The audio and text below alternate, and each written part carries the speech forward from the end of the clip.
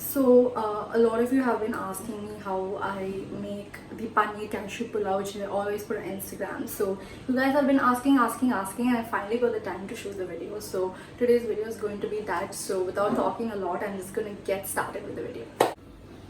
So I will need all these spices and dhania, jeera, literally that, and all these spices here, bay leaf. Okay, let me just pick what I want.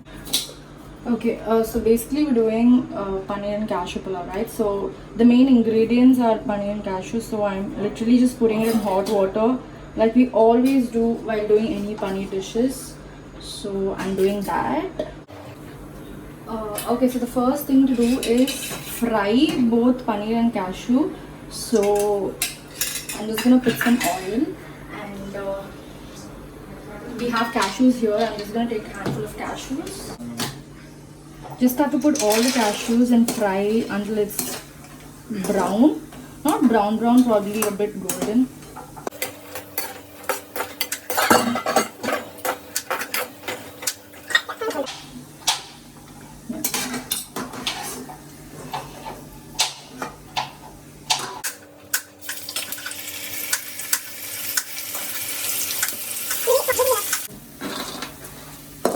Okay, so now that we have to do paneer as well, I'm just frying the paneer. Fry it till it's golden brown. That's more than enough.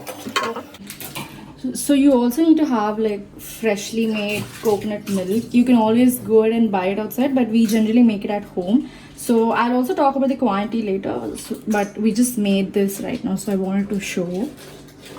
Okay, so now we're just gonna start and do the masala for the rice. So I have all of the spices here, which is patta, lavanga, melaka, and the star anise, and I also have a few bay leaves. So I'm just gonna go ahead and put all of this. Put in some green chilies. And now go ahead and add the onions that you've cut. So I've cut like 5 big onions just for 4 people for lunch and dinner. But if you want, you can just cut 2 onions if you're 2 people.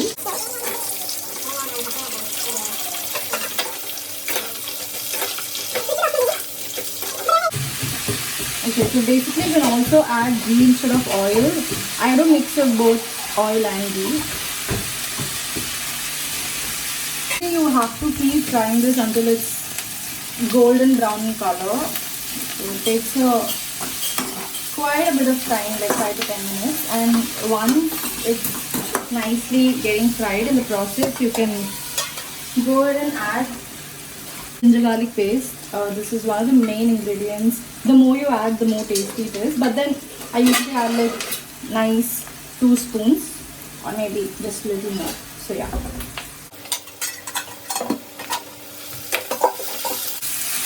And you have to fry till the ginger garlic smell goes away, the raw smell. Okay, so it's almost done. The onions are nicely fried. Now I'm going to go and add tomatoes. I cut like 3 big ones.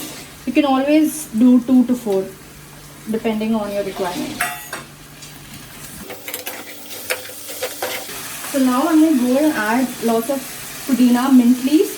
This actually gives the taste to the entire pulao. If you can add more also, it's fine. And I'm again going to add a handful of coriander leaves. Yeah, I think that's more than enough.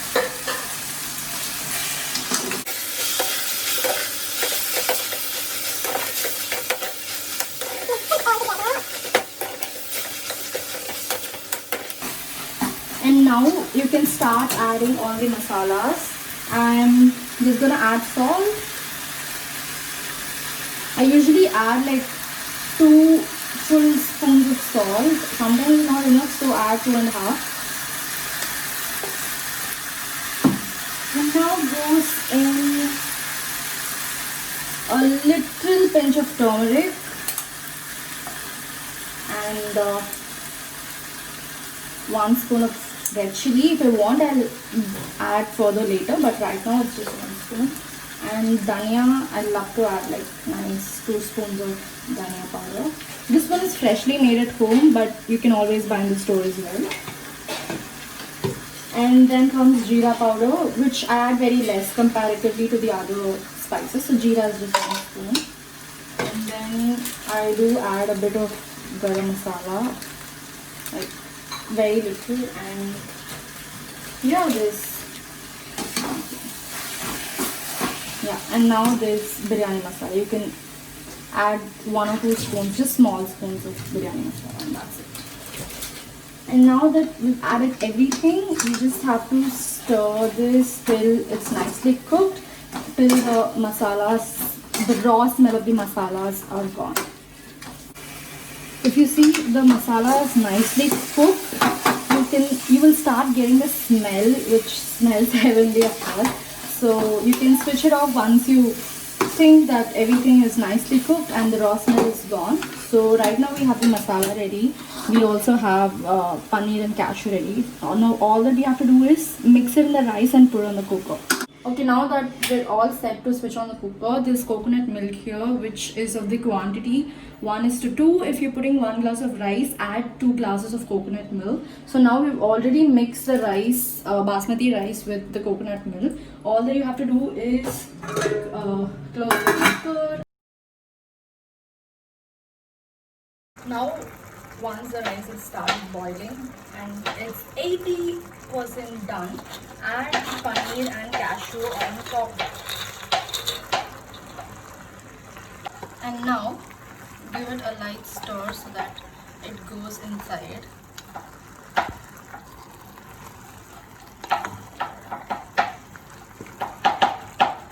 You can just leave the paneer cashew on the top, but if you want it to nicely get mixed along with the rice, you can just do this.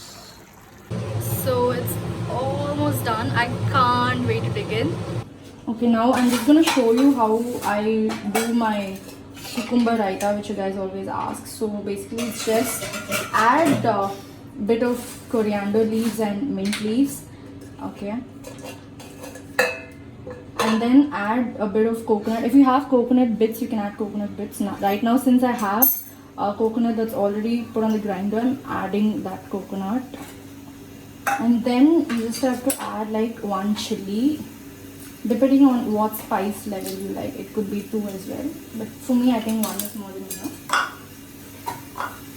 And then just add like a little bit of salt. You can always adjust the salt later, so for now just like half a spoon. Okay, so I've grinded all the coriander, mint, salt and coconut, so this is that. And I've taken a lot of curd.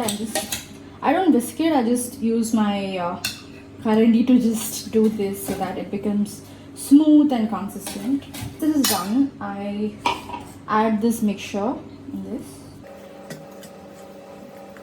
Then I go ahead and add the onions and cucumber.